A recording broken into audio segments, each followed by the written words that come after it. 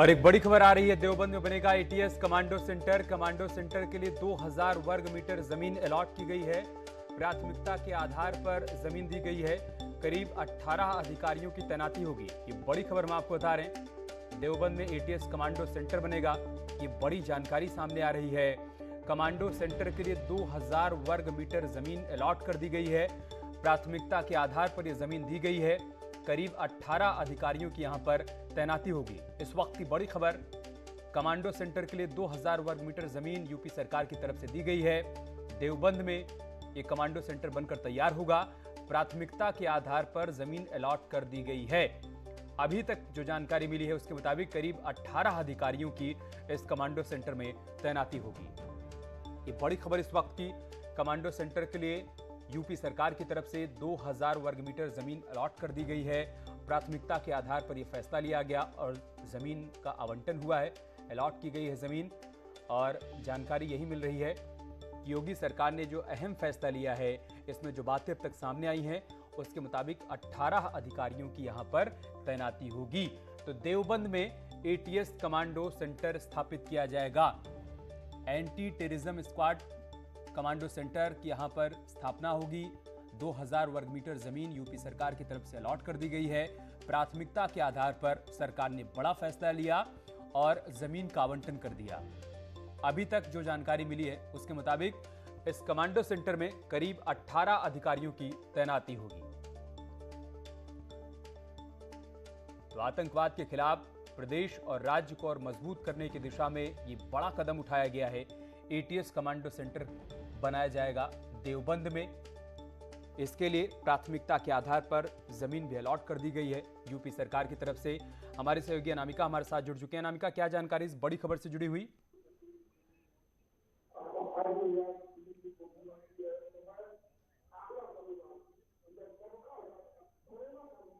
अनामिका, आपको आवाज मिल पा रही है? देवबंद में एटीएस कमांडो सेंटर बनाया जाएगा, प्राथमिकता के आधार पर जमीन भी अलॉट कर दी गई है, और क्या कुछ जानकारी है आपके पास?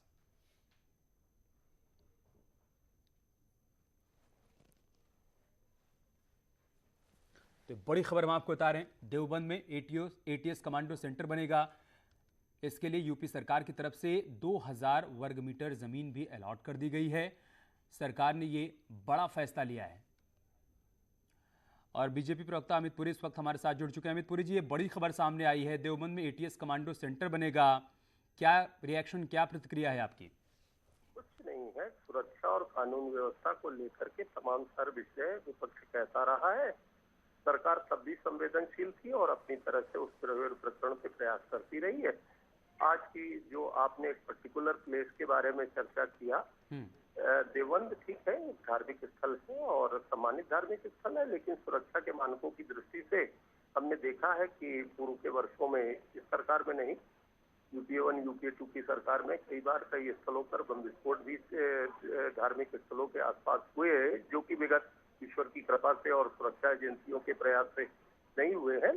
तो सुरक्षा मानकों की दृष्टि से जो कुछ अग्रेसर कदम उठाने हैं उनका स्वागत होना चाहिए, और मुझे लगता है इसे धार्मिक वाद विवाद का प्रश्न विषय नहीं बनाया जाना। ये पूर्व निर्धारित था, किस तरीके से तय किया गया कि देवबंद में ही इस कमांडो सेंटर को बनाया जाए? कोई भी विषय है, इसके लिए आप गृह विभाग के प्रवक्ता से बात करें। यह राजनीतिक दलों के विषय नहीं है। राजनीतिक दलों का विषय यह है कि सुरक्षा और सबका साथ, सबका विकास और सबके विश्वास का मानक हो, उस राजनीतिक फिलॉसफी के ऊपर हम काम कर रहे हैं। अब स्थल का चयन किसने किया, 2000 वर्ग मीटर जमीन कैसे अलॉट हुई, क्या हुई, क्या नहीं हुई, यह अलॉटिंग एजेंसीज और डिसीजन मेकिंग बॉडीज का निर्णय होता है। इसमें पॉलिटिकल कलरेबल एक्सरसाइज या पॉलिटिकल टिप्पणियां आना उचित नहीं होगा। अमित जी, हाल फिलहाल में जिस तरीके से आतंकी गतिविधियों को नष्ट नाबूद करने के लिए या फिर उस पर नियंत्रण पाने के लिए जो कदम यूपी एटीएस की तरफ से उठाए गए, उसके बाद अब ये बड़ी जानकारी, कितना बड़ा फायदा आने वाले समय में इससे मिलने वाला है? मुझे लगता है कि जिस तरह के परसेप्शनल थ्रेट्स थे और इनपुट्स थे, उसके अंदर ये उस part of the Uttar Pradesh में एक ये इस तरह की इकाई का होना और क्विक और रैपिड एक्शन के लिए लोगों का अवेलेबल रहना रिड्रेसल के लिए, ये बहुत जरूरी है। ठीक है, बहुत शुक्रिया आपका हमारे साथ जुड़ने के लिए, अपनी बात रखने के लिए। बीजेपी प्रवक्ता अमित पुरी हमारे साथ जुड़े थे, कह रहे थे कि बहुत ज़रूरी था आतंकी गतिविधियों को देखते हुए कि एक एटीएस कमांडो सेंटर की स्थापना हो, इसके लिए देवबंद का चयन किया गया और वहां पर यह बनकर तैयार होगा। हमारे सहयोगी अजीत हमारे साथ जुड़ चुके हैं। अजीत, और क्या जानकारी आपके पास इस बड़ी खबर से जुड़ी हुई? देखिए, बिल्कुल अमित, योगी सरकार देवबंद में अब एटीएस कमांडो सेंटर बनाने जा रही है। और जब लखनऊ के काकोरी में अलकायदा के 2 आतंकी पकड़े गए थे, मुसीर और मेहनाज, उसी वक्त सीएम ने कैबिनेट में पास कर दिया था और ये कहा था कि एटीएस को बहुत ही आधुनिक बनाया जाएगा, उनको जो कमांडो हैं उनको हथियार उपलब्ध कराए जाएंगे, उनकी गाड़ियां अत्याधुनिक होगी। और उसी को लेते हुए योगी सरकार का ये बड़ा फैसला है कि प्रदेश भर से चुने हुए करीब 1.5 दर्जन तेज तर्रार एटीएस के अफसर होंगे, उनकी तैनाती की जाएगी। और देवबंद को चुना गया क्योंकि जो एनसीआर का एरिया है, मेरठ गाजियाबाद के आसपास का, वहाँ गतिविधियां तेज हैं, तो उसको देखते हुए फैसला लिया गया। और सरकार का भी सीधे यही तौर पर यही मानना है कि देवबंद के एरिया अगर कंप्लीट होंगे तो वहां कवर होगा। लखनऊ में चूंकि एटीएस का कमांडो सेंटर है तो यहां से देखा जाएगा। इन सब को लेकर सरकार की तरफ से फैसला लिया गया और 2000 वर्ग मीटर जमीन में सरकार ने प्राथमिकता के आधार पर एटीएस को प्लाट अलॉट किया और जल्द ही इस पर जो है काम शुरू हो जाएगा। बहुत शुक्रिया अजीत आपका हमारे साथ जुड़ने के लिए और तमाम जानकारी हम तक पहुंचाने के लिए। और इस बीच एक और बड़ी खबर आ रही है। अफगानिस्तान में फंसे भारतीयों को लेकर एयरफोर्स का प्लेन गुजरात के जामनगर पहुंचा।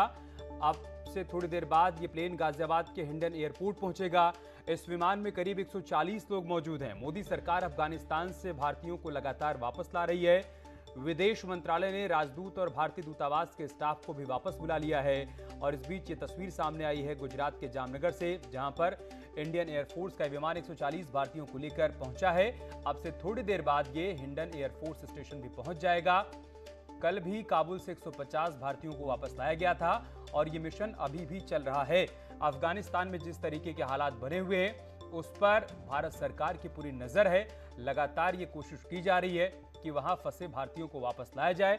उसी कड़ी में 140 भारतीयों को लेकर इंडियन एयरफोर्स का विमान गुजरात के जामनगर में पहुंचा है, वहां लैंड किया है।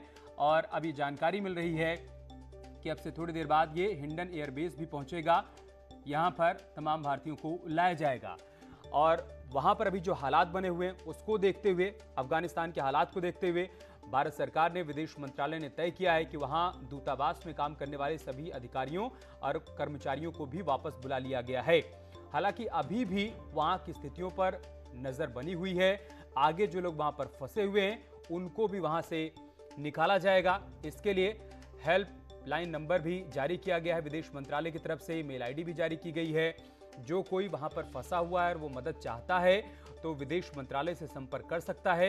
ऐसे सभी लोगों को वहां से रेस्क्यू किया जाएगा, उनको वापस हिंदुस्तान लाया जाएगा। ये 2 तस्वीरें हम आपको दिखा रहे हैं। देखिए, इंडियन एयरफोर्स के विमान से 140 भारतीयों को, राजदूत को, दूतावास में जो अधिकारी थे और कर्मचारी थे, उन सभी को इस प्लेन में बिठाकर वापस लाया गया है। फिलहाल गुजरात के जामनगर में प्लेन की लैंडिंग हुई और उसके बाद अब ये गाजियाबाद के हिंडन एयर बेस पर पहुंचेगा।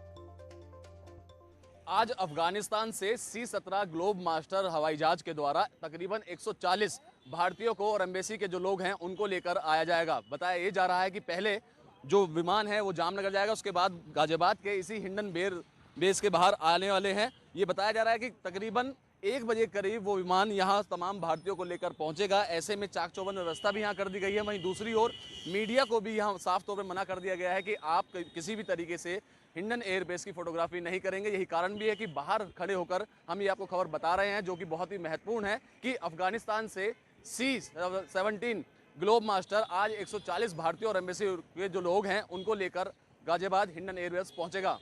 कैमरा पर्सन शिवम गौतम के साथ अमित राणा, न्यूज़ 18 उत्तर प्रदेश।